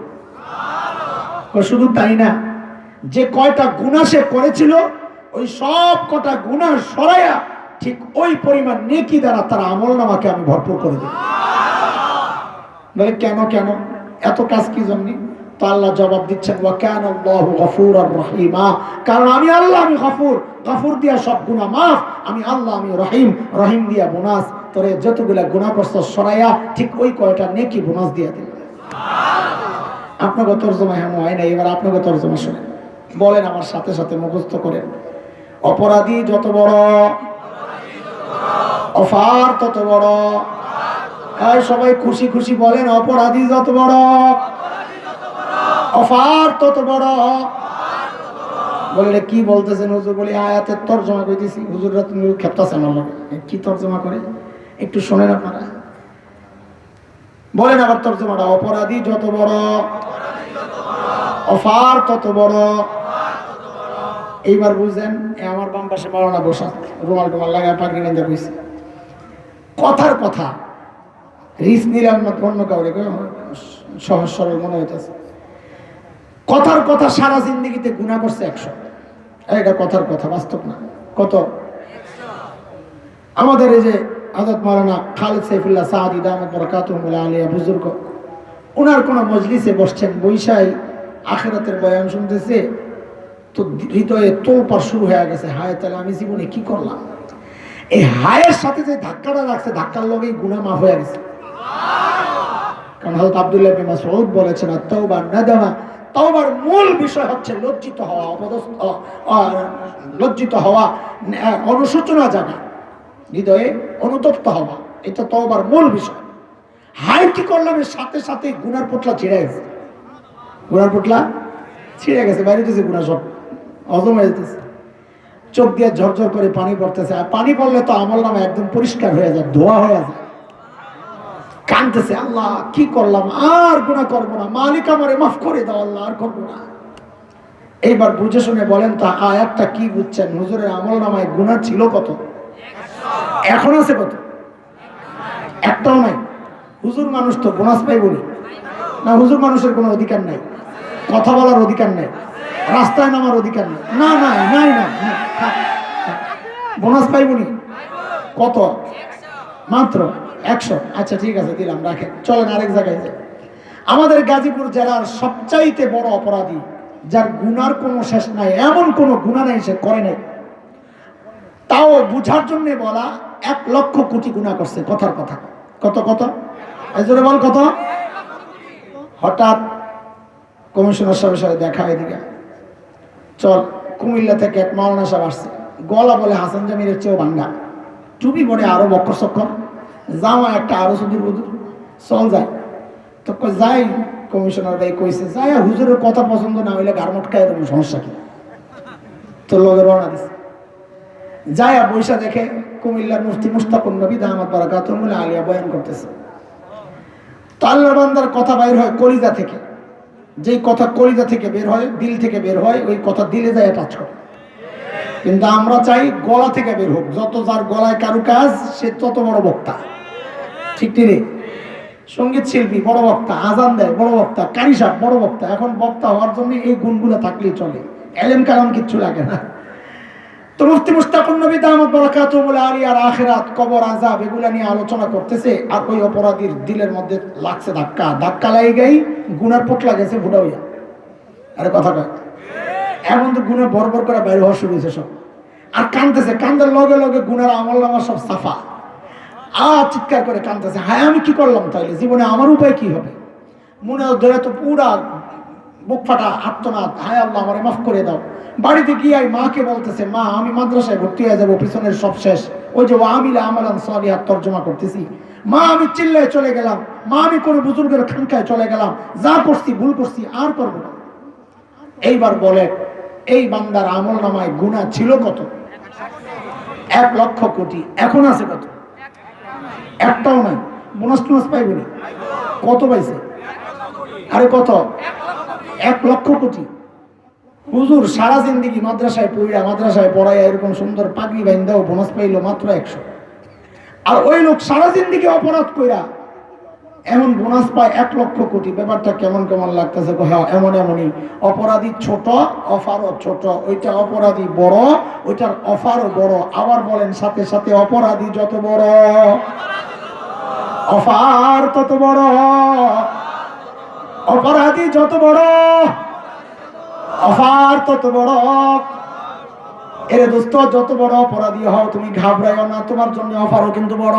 বলে কই পাইছেন? বলে কোরআনে আসছে, আল্লাহ বলেন, ইল্লা মান তাবা ওয়া আমানা ওয়া আমিলা আমালান সালিহা ফাউলাইক ইউবাদদিলুল্লাহু সাইয়্যাতিহিম হাসানাত ওয়া কানা আল্লাহু গফুরুর রহিমা। আল্লাহু আকবার। এইবার চলো হাদিস বুঝাই। হাদিস বুঝানোর জন্য এত কথা বললাম। নবী বলেন, কালিমাতান, দুইটা বক্তব্য, হাবিবাতান ইলার রহমান, রহমানের কাছে খুব প্রিয়। কার কাছে এবার কও? হ্যাঁ, খফিফাতান আলাল লিসান। রহমানের কাছে এত প্রিয় মানে বুঝো না আমলগুলা করা অনেক কঠিন। বলে না না, করা কঠিন না, বরং খফিফাতান আলাল লিসান, জবানে উচ্চারণ করা একেবারেই সোজা। একেবারেই আমল কম, উচ্চারণ করাও সোজা, সওয়াব কম নিয়ে আবার নবী বলেন না সওয়াব কম না, সাকিলাতান ফিল মিজান। পাল্লায় রাখলে, আমল নামায় রাখলে তোমার আমল নামার সাথে সাথে ভারী হয়ে যাবে। আল্লাহু আকবার কও। বলে কি জন্য? আমল তো কম, উচ্চারণ হালকা, রাখলে আবার ভারী হবে কেন? হালকা জিনিস রাখলে ভারী হয়? আরে হালকা জিনিস রাখলে ভারী হবে না ভারী জিনিস রাখলে ভারী হবে? হালকা জিনিস রাখলে ভারী হবে কেন? ওই যে আগে বলে আসছি রহমানের পছন্দ হয়ে গেছে। তো রহমানের পছন্দ হইলে কি হয়েছে? রহমান মানি শিখাইছি না যে আমল কম, কাজ কম, মজুরি বেশি। তোর আমল কম, সওয়াব বেশি, এটাই তো রহমানের কাজ। তো বলেন কালিমাগুলা সুবহানাল্লাহি ওয়া বিহামদি, সুবহানাল্লাহিল আযীম। কষ্ট হইছে আপনাদের পড়তে? ওযু নষ্ট হইছে কার? কাপড় নষ্ট হইছে কার? এই দাঁত ভাঙছে কার? গলার রগ ছিঁড়া গেছে কার? তাইলে বোঝা গেল উচ্চারণ করা কি সহজ। সহজ তো বলেন না সুবহানাল্লাহি ওয়া বিহামদিহি, সুবহানাল্লাহিল আযীম। পড়েন পড়েন। আচ্ছা রাখেন রাখেন, আপনারা তো ব্যস্ত মানুষ, খুব ব্যস্ত, অনেক বেশি ব্যস্ততা। আজকে আপনাদের পক্ষে কথা বলতেছি, যদিও হুজুর পক্ষে থেকে আসছি, কিন্তু পক্ষে কথা বলতেছি আপনার কথা মানে এগো তর্জমা করি না, আপনাকে তর্জমা করি। আর একটু সহজ করে দিলাম, অর্ধেক করে দিলাম, অর্ধেক। সুবহানাল্লাহি ওয়া বিহামদিহি, সুবহানাল্লাহিল আযীম। পুরোটা যদি পড়তে পারেন আলহামদুলিল্লাহ, যদি না পারেন সময় কম তো অর্ধেক পারবেন না ইনশাআল্লাহ। বলেন সুবহানাল্লাহি ওয়া বিহামদিহি। প্রতিদিন 100 বার পারবেন নি ইনশাআল্লাহ? 1 ঘন্টা লাগবে? আধা ঘন্টা? 15 মিনিট? 10 মিনিট? আর 2-3 মিনিট? আল্লাহু আকবার। হুজুর আমরা লাভে বিশ্বাসী, আমরা কি দিবেন কোন? এটা পড়লে লাভে বিশ্বাসী হলে তো ভালো, কিন্তু দুনিয়ার মানুষ তো আস্থা বোকা। কেন বলেন তো? দুনিয়ায় এমন কোন সিনেমা হল আছে টিকিট ছাড়া ঢুকা যায়? এই ঠিক করে বুঝা কো। বাংলাদেশে এমন কোন সিনেমা হল আছে টিকিট কাটা ছাড়া ঢুকা যায়? নাই। বাংলাদেশে এমন কোন মসজিদ আছে যে টিকিট কাটতে হয়? হ্যাঁ। মানুষ দেখেন কতটা বোকা, টাকা দিয়ে জাহান্নাম কিনে ফ্রিতে জান্নাত নিতে চায়। জাহান্নাম কিনে কে দিয়া? অথচ মসজিদে ঢুকতে কি লাগে না?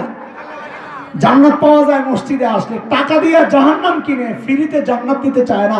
এই কি চালাক না বোকা? আপনারা কি চালাক না বোকা? আমরা চালাক। কি আমরা চালাক বলেই তো মসজিদে আসি, মাহফিলে আসি। এই চালাকদের জন্য আমল 100 বার প্রতিদিন। কতবার? 100 বার। বলে হুজুর লাভ ছাড়া কাম করি না, ওখান থেকে কথাটা আসছি, লাভটা কি কম? আল্লাহর হাবিব বলেন মান ক্বালা সুবহানাল্লাহি ওয়া বিহামদিহি ফি কুল্লি ইয়াউমি 100 মাররা হুত্তাত খাতায়া ওয়া ইন কানা মিসলা যাবাদিল বাহর। আল্লাহু আকবার। নবী বলেন কেউ যদি প্রতিদিন 100 বার সুবহানাল্লাহি ওয়া বিহামদিহি পড়ে, আল্লাহ তাআলা তার জিন্দেগীর সমস্ত গুনাহ খাতা মাফ করে দেন।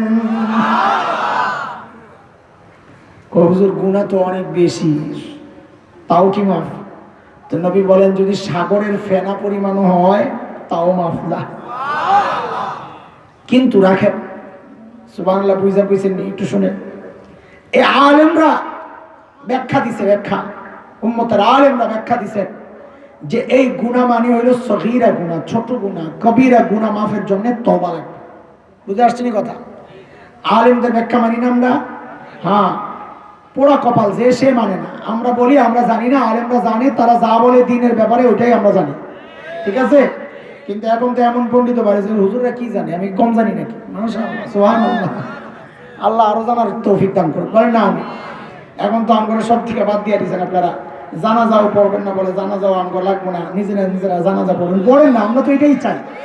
আপনি তো জানাজা আপনারা পড়েন, আমরা তো চাই এটা। আপনি যদি দোয়া না পড়েন তো শিক্ষা যান তাও পড়ান, আমাদের এই নিয়ে কোনো আপত্তি নাই। কিন্তু দ্বীনের বিরুদ্ধে বললে আপনার জানাজা আমি পড়ুন না, এটা আগের থেকে যাই না, এই জায়গায় কোনো আপোষ নেই। আপনি আমার বাবা হইলেও আপোষ নেই, আমার সন্তান হইলেও আপোষ নাই। আমরা আবু বকরের সন্তান, কথা কর। আব্দুর রহমান আবু বকরের ছেলে বদরের যুদ্ধের পরে মুসলমান হইয়া বাবারে কয়, বাবা বদরের মাঠে আপনার এই সুবিধা মতো জায়গায় পাইছিলাম, চাইলে আপনার গোদ্দানটারে ফালাই দিতে পারতাম, কিন্তু মায়া লাগছে ছাইড়া দিছি। হযরত আবু বকর কি কয়, আচ্ছা এর আগে কোন সন্তানের জন্য বাপের মায়া বেশি না সন্তানের মায়া বাপের জন্য বেশি?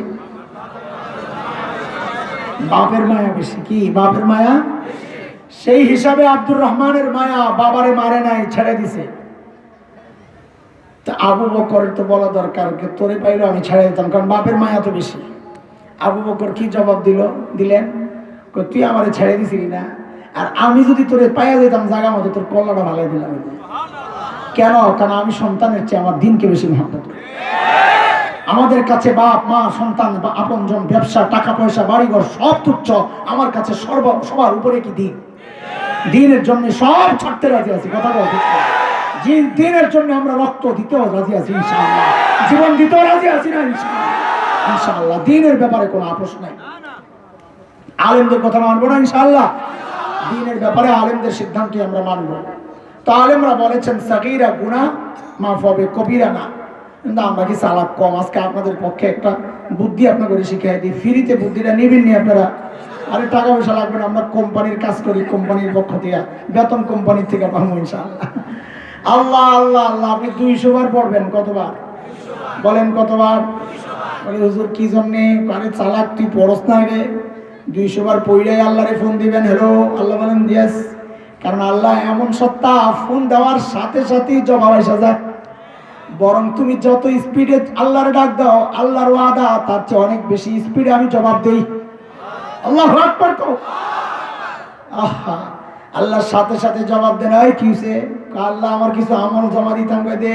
তো 100 দিবেন, সুবহানাল্লাহ বিহামদি আল্লাহ 100। কই নে, ঠিক আছে। আল্লাহ আমার সগীরা গুনাহ তো সব মাফ করার কথা নবী বলেছেন, কাহা মাফ করে দিছে। আচ্ছা আল্লাহ, আমার কথা শেষ হয়নি। বলে কি? বলে সগীরা গুনার পোটলা কি খালি? একটা গুনাহও নাই। কই না, সব মাফ।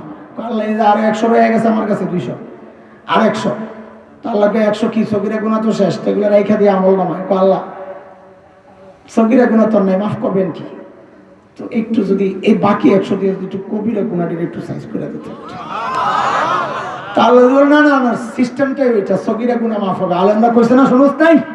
আরে আল্লাহ আলেমদের কথাও বিশ্বাস করি, আপনারাও বিশ্বাস করি এটা, যে যেই আমার সত্তা এত শক্তিশালী, আমার গফুর এত শক্তিশালী, তিনি এই তাসবিহ দিয়া সগীরা গুনাহ যেমন মাফ করতে পারেন, তিনি চাইলে আমার কবিরা গুনাহগুলোও মাফ করতে পারেন। পারেন কি পারেন না? আচ্ছা যা, তোকে কষ্ট হবে, আরো কমায় দিয়ে যা। খালি সুবহানাল্লাহ। এই বলা ভাই, পারবি তো ইনশাআল্লাহ? খালি সুবহানাল্লাহ। আরে পড়েন না, পড়েন না। হুজুর পামু কি আগে আসলটা কোন? আমরা লাভ সারা কাম করি না, পামু কি কোন? আরে কি ভাবি, শোন বেটা গাদা, আল্লাহর হাবিব বলেন, কেউ যদি দুনিয়ায় একবার সুবহানাল্লাহ পড়ে, আল্লাহ তাআলা সাথে সাথে জান্নাতে একটা গাছ লাগায়া দেন। আল্লাহু আকবার। এই যে এইবার যারা সুবহানাল্লাহ পড়ছে তাদের গাছ আরেকটা লাগছে, এইবার যারা পড়ছে এগুলো লাগছে আরেকটা, এইবার লাগছে আরেকটা, লাগছে আরেকটা, আর লাগছে আরেকটা, লাগছে আরেকটা, লাগছে আরেকটা, লাগছে আরেকটা। লাগাও লাগাও লাগাও লাগাও লাগাও, লাগাইতে থাক, হাত লাগাইতে। আল্লাহু আকবার। একটু একটা সুবহানাল্লাহ। এই গাছটা কত বড় হইলে তুমি খুশি? 20 হাত হলে চলবো নি? মাতালারা জালেম একটু একটা সুবহানাল্লাহ পড়ছে, 20 হাত গাছ দেবো তাও রাজি না। এই আপনার 100 হাত হলে চলবো নি? তাও বলে চলবো না। এই আপনার 200 হাত চলবো, সুবহানাল্লাহ পড়ছে দূরে একটা বলে 200 হাত গাছ চলবো না, তোমার 500 হাত চলবো। ইন্না লিল্লাহি, যে বড় জালিমের কথা। বলে হুজুর দেন দেন, কি দিবেন কোন? আরে আমি কি দিব? নবী বলেছেন আল্লাহু আকবার, আল্লাহু আকবার। হাদিসের কয়েক রকম শব্দ আমি একটা শোনাই। আল্লাহর হাবিব বলেন, কেউ যদি একবার সুবহানাল্লাহ পড়ে, আল্লাহর সাথে সাথে জান্নাতে এমন একটা গাছ লাগায়া দেন। আরবের প্রচন্ড স্পিডে চলা একটা ঘোড়া জুড়ি ওই গাছের গোড়ায় দৌড়ায়। নবী বলেন, দৌড়াবে দৌড়াবে দৌড়াবে, 100 বছর দৌড়াবে, কিন্তু গাছের গোড়া দৌড়ায় শেষ করতে পারবে না। এইবার যারা পড়ছে কত লাগছে রে? আরেকটা। সালাত রাখার গাছ লাগায়, লাগা লাগা লাগা। আল্লাহু আকবার। আরে ভাই আমার, একজন কয় কি জানেন, হুজুর এত গাছ দিয়া করুন কি? বলে হুজুর জান্নাতে কি ফার্নিচারের ব্যবসা করা যাবে? কি জন্য রেখে গাছগুলোর কাজে লাগাইতাম তাইলে? আরে গাধা, গাছ কোনো বিষয় না। বিষয় হইল জান্নাতে তোমার নামে বুকিং হচ্ছে, বুকিং। এটা হলো মূল বিষয়। একটা গাছ যদি খালি লাইকা যায় তাহলে তো কাম সারা। কেন? কারণ এই নিয়ামত বুঝাইয়া দেওয়ার জন্য আল্লাহ তোমারে কই ঢুকাবে? কারণ বিনিময় তো হাসরের মাঠে দিবেন না, কবরেও দিবেন না, জাহান্নামে নিয়েও দিবেন না। নিবেন কোথায়? যেখানেটা যেখানে। ওই যে এক বেটা হুজুর ওয়াজ করছে জান্নাতে যা চাইবা তাই পাইবা। আলহামদুলিল্লাহ। কিরে তুই এত জোরে আলহামদুলিল্লাহ বললি কেন? হুজুর একটা ব্যাপার নিয়ে খুব টেনশনে আছিলাম। কি টেনশন? হুজুর আমার বিড়ির যে অভ্যাস, আমি টেনশনে আছিলাম যে জান্নাতে গিয়ে নি বিড়ি না পাই তাহলে আমি মরে যাবো গা। তা আপনি যেহেতু কইছেন জান্নাতে যা পাওয়া যাবে তাই, যা চাবে তাই পাওয়া যাবে, তাহলে তো সিগারেটও পাওয়া যাবে। আলহামদুলিল্লাহ, এই জন্য আলহামদুলিল্লাহ বলছি। হুজুর বলে কি, হ্যাঁ জান্নাতে সিগারেট পাওয়া যাবে ঠিক, কিন্তু আগুনটা ধরাইতে জাহান্নামে ঢুকে লাগবে। কারণ জান্নাতে তো আগুন নাই। তাহলে হুজুর আমার বিড়ি কেমন লাগবে না? যেখানটা সেখানে গাছ গ্রহণ করার জন্য কই ঢুকা লাগবে? আরে কোথায়? জান্নাতের গেটটা কেমন জানি? আহা, মাছ ধরতে দেখছেন নি আপনারা? এই শহরে থাকেন, কেমনে বুঝবেন? বাঁশের কাঠি দিয়ে এরকম বক্সের মতো বানায়। আমাদের দেশে বলে আমতা চাইর, সিনেট চাইর বলে। ছোট্ট ফাঁক থাকে, এটা মাছ ঢুকার বাড়িতে পারে না। হ্যাঁ, কিন্তু কিছু কিছু সিস্টেম আছে এইরকম ক্রস থাকে, গেটটা থাকে থাকে। এদিক দিয়ে গুতা মারলে তো ফাঁক হয়ে যায়, ভিতর দিয়ে গুতা মারলে কি হয়ে যায়? ফাঁক হয়ে যায়, তো মাছ ঢুকে যায়। ঢুকেই বেচারা বাইরে চেষ্টা করে, তখন যত গুতা মারে আরো টাইট হয়। টাইট হবে না? বাইরে থেকে গুতা, ভিতর থেকে গুতা মারলে টাইট হবে না? আরে কথা কয় না? ঢুকার সময় খুলে গেছে, বাইরে হওয়ার সময় কি হয়ে যায়? মনে হয় জান্নাতের দরজাটা এরকম, খালি ঢুকবা, বাইরে হওয়ার কোনো রাস্তা নাই। আল্লাহু আকবার। গাছ কোনো বিষয় না, খালি কোন রকম ঢুকো। কেন? আহা, নবী বলেছেন কোন রকম ঢুকলেই তো এইরকম 10টা, কমপক্ষে 10টা দুনিয়ার সমান জান্নাত আল্লাহ তোমারে বরাদ্দ দিয়ে দেবে। আল্লাহু আকবার। আমাদের বুজুর্গরা এভাবে দোয়া করতেন আল্লাহর কাছে, আল্লাহ কিচ্ছু চাই না, কোন রকম ঢুকায় দাও। তো নিজে নিজে নিজেরই প্রশ্ন করে আল্লাহর পক্ষ থেকে, কিচ্ছু না লাগলে তুই ঢুকে কি করবি? আল্লাহ আপনার নেককার বান্দাদের জুতা ঠিক করুন। এটা কিন্তু মুখে মুখে বলে, কিন্তু নিজে কিন্তু ঠিকই জানে জান্নাতে কি খাদেমের অভাব আছে, হের জুতা ঠিক করা লাগবে। ভিতরে কিন্তু আরেকটা। ভিতরে কোনটা? খালি কোন রকম ঢুকান। আমগো বন্ধু নবী জানাই দিয়েছেন ভিতরের গোমর। কি জানাইছেন? খালি কোন রকম ঢুকলে কমপক্ষে কয় দুনিয়া। এই জন্য আমি মাঝে মধ্যে মজাক করে বলি যে আমার ইমান বেচু, খ্রিস্টান হয়ে যাবো, কে কিনবে? হাত তোলো। বেচালাম তো, শর্ত আছে। শর্ত হইলে একজনের সাথে চুক্তি হয়েছে, তো ওই রেটটা দিতে হইব, বেশি দেওয়া লাগবে না। যা সাধারণত দ্বিতীয় বায়না করলে তো দ্বিতীয় চুক্তি হয়, বাড়াইয়া দিলেই তো। আমার বাড়াইয়া দেওয়া লাগবে না, প্রথম চুক্তি যেটা হয়েছে ওটা দিলেই হবে। তো একজনে খুশি হোক, আর এটা বল মাছ, এটা ধরতারলে অনেক লোক পাওয়া যাবে। 1 লাখ টাকা লিয়ে আইসে খ্রিস্টান হওয়ার জন্য। রাধা, তুই আমার ইমানের দামই জানাস না? মারের দাম না জানি কিনতে আইসে, মারি পাইছস। আইসে আবার আর বুঝছি এটা শক্ত পাবলিক, 1 কোটি টাকা লয়ে আইসে। আপনার ইমান কিনতে আইসে 1 কোটি টাকা। লন এবার তো রাজি, উষ্টার খাবি, উষ্টা বুঝোস? নাক ভেঙে বললাম দেবো। আমার ইমানের দাম জানা, কিনতে আসে। কাস্টমার যদি উল্টা পাল্টা করে, সেলসম্যানটা খেপা যায়, জিনিস বুঝে না, চিনে না, আন্দাজ দাম কিনতে আসে, জন বাইরের দোকান দেবে। তা তো বুঝছে এটা কঠিন পাবলিক রয়েছে 100 কোটি টাকা। কত? তুই খ্রিস্টান হয়, এবার 100 কোটি টাকা। হুজুর 100 কোটি টাকা আপনার 14 গোষ্ঠী খাইও শেষ করতে পারবো না, লোক খ্রিস্টান হয়ে যাবে। গাদা, তুই আমার ইমানের দামই চিনস না, তুই আসিস কেনার জন্য।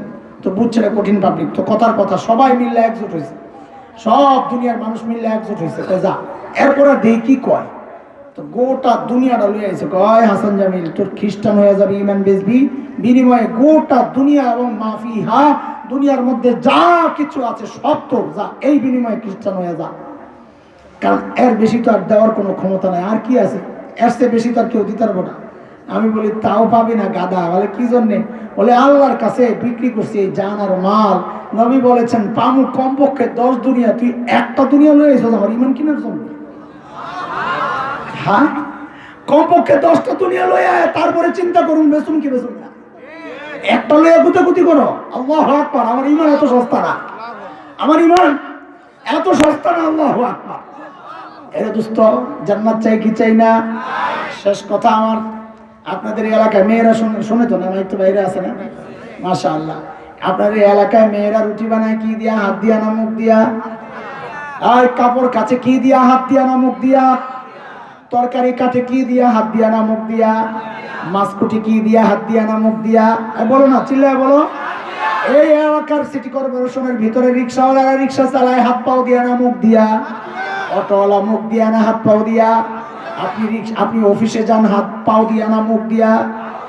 আপনি দোকানে যান পাও দিয়া না মুখ দিয়া? বলেন না, বলেন না। বাজারে যান পাও দিয়া না মুখ দিয়া? সব অঙ্গ কাজ করে, মুখ ছাড়া। মুখটা বেকার পড়ে রয়েছে, এটারে বেকার ফালাই আর আপনি এটারে কাজে লাগান। ও বোনেরা, তোমরাও সময় একটু আল্লাহর হস্তে যখন রুটি বেলুনে দিবা তখন পড়তে থাকো সুবহানাল্লাহ সুবহানাল্লাহ। তরকারি কাটোয়ার পড়তে থাকো না সুবহানাল্লাহ সুবহানাল্লাহ। আর মাছ করতে থাকো, পড়তে থাকো সুবহানাল্লাহ সুবহানাল্লাহ। কাপড় কাচো, পড়তে থাকো সুবহানাল্লাহ।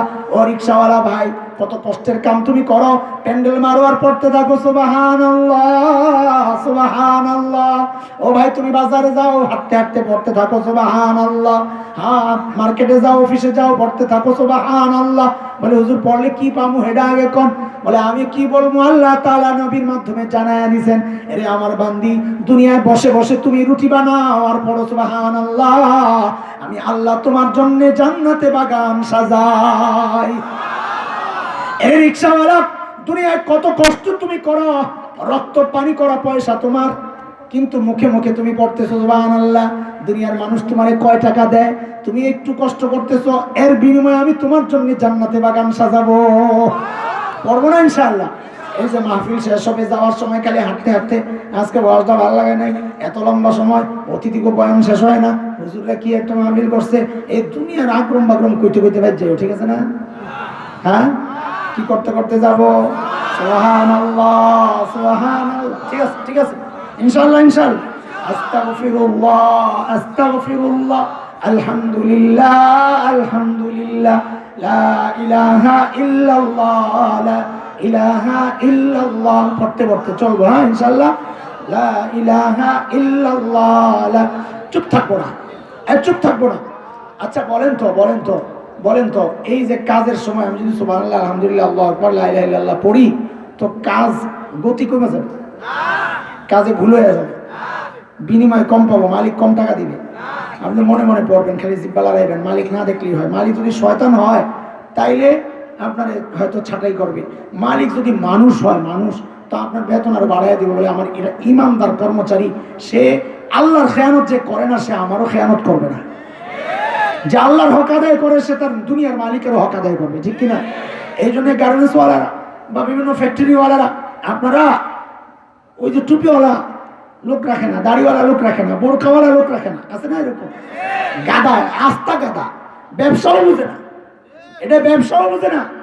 আরে ব্যবসা যে বুঝে, সে তো চাইবে একটা সৎ স্টাফ, তাই কিনা? যে মানুষটা আল্লাহর হক আদায় করে, তার চেয়ে সৎ আর দুনিয়ায় কেউ হইতে পারে না।